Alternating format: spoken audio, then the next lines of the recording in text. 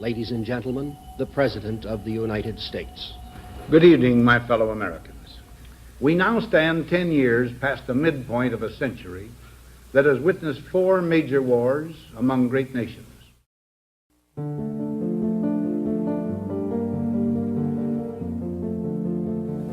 Until the latest of our world conflicts, the United States had no armaments industry.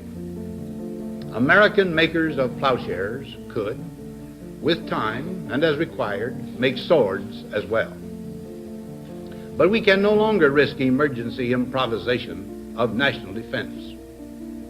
We have been compelled to create a permanent armaments industry of vast proportions. Added to this, 3.5 million men and women are directly engaged in the defense establishment. Now, this conjunction of an immense military establishment and a large arms industry is new in the American experience.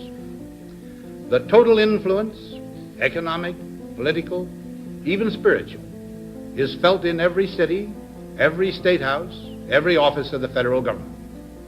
We recognize the imperative need for this development, yet we must not fail to comprehend its grave implications.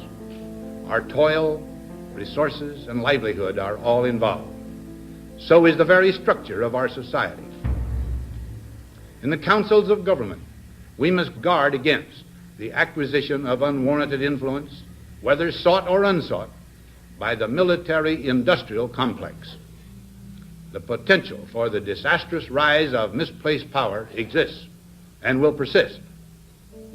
We must never let the weight of this combination endanger our liberties or democratic processes.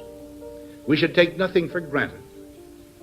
Only an alert and knowledgeable citizenry can compel the proper meshing of the huge industrial and military machinery of defense with our peaceful methods and goals, so that security and liberty may prosper together.